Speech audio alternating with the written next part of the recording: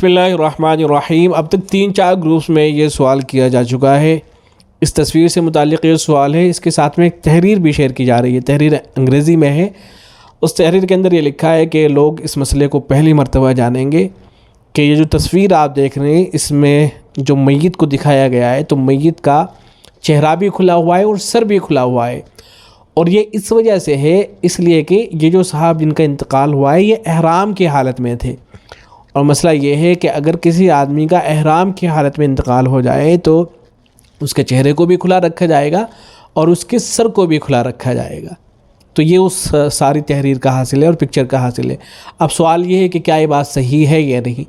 تو جواب میں عرض ہے کہ یہ بات صحیح تو ہے، لیکن یہ بات حضرت امام شافعی رحمۃ اللہ علیہ کے یہاں ہے اور حضرت امام احمد بن حنبل رحمۃ اللہ علیہ کے یہاں ہے۔ ان حضرات کا موقف یہ ہے کہ اگر کسی آدمی کا احرام کی حالت میں انتقال ہو جاتا ہے تو اس کے چہرے کو بھی کھلا رکھا جائے گا اور سر کو بھی کھلا رکھا جائے گا، اس لیے کہ یہ جو احرام ہے یہ مرنے کے بعد بھی جو ہے کنٹینیو رہے گا۔ جس طریقے سے آدمی احرام کی حالت میں ہو تو اس کے لیے حکم ہے کہ وہ اپنے چہرے کو کھلا رکھے، سر کو کھلا رکھے، تو یہی احرام جو ہے مرنے کے بعد بھی کنٹینیو رہے گا۔ اور وہ ایک حدیث سے بھی استدلال کرتے ہیں، حضرت ابن عباس رضی اللہ تعالیٰ عنہ کی روایت ہے کہ ایک شخص تھے احرام کی حالت میں تھے اور وہ گرے اور گردن ٹوٹنے کی وجہ سے جو ہے ان کا انتقال ہو گیا۔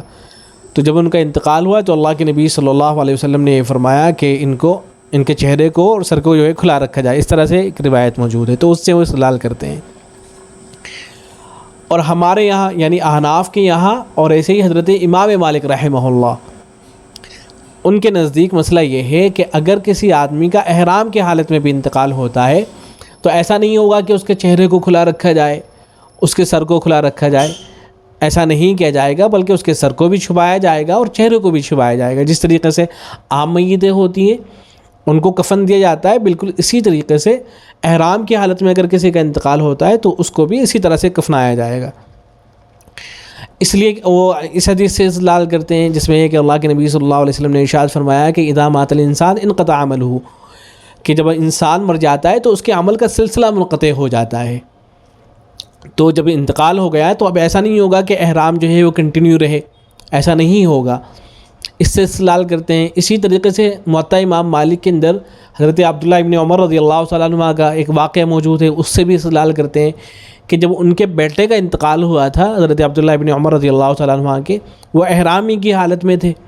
تو حضرت عبداللہ ابن عمر رضی اللہ تعالیٰ عنہ نے ان کو جو کفن دیا تھا اسی طریقے سے دیا تھا جس طریقے سے نارمل کفن ہوا کرتا تھا، نارمل کفن ہوا کرتا ہے۔ ان کے چہرے کو بھی چھپایا تھا اور سر کو بھی ان کو چھپایا گیا تھا، تو اس سے بھی استدلال کرتے ہیں۔ اور وہ جو روایت ہے حضرت ابن عباس رضی اللہ تعالیٰ عنہ والی، اس کا جواب یہ دیتے ہیں احناف اور مالکیہ کہ اصل اس زمانے کے اندر لوگوں کے پاس میں زیادہ کپڑے وغیرہ نہیں ہوا کرتے تھے، تو وہ جو صاحب تھے جن کا احرام کی حالت میں انتقال ہوا تھا تو ان کے پاس میں بس وہی ایک چادر تھی احرام والی، تو وہ اتنی بڑی چادر نہیں تھی کہ اس سے جو ہے سر وغیرہ کو جو ہے ڈھکا جاتا، تو اس لیے اللہ کے نبی صلی اللہ علیہ وسلم نے فرمایا تھا کہ ان کے چہرے کو جو ہے کھلا رکھا جائے۔ تو یہ اس واقعے کا جواب دیتے ہیں۔ تو حاصل یہ کہ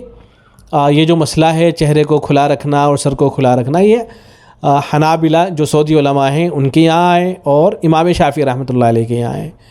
اور ہمارے یہاں یعنی احناف کے یہاں اور ایسے ہی مالکیہ کے یہاں مسئلہ یہ ہے کہ چہرے کو بھی چھپایا جائے گا اور سر کو بھی چھپایا جائے گا۔ امید ہے کہ بات واضح ہوئی ہوگی۔ السلام علیکم ورحمۃ اللہ۔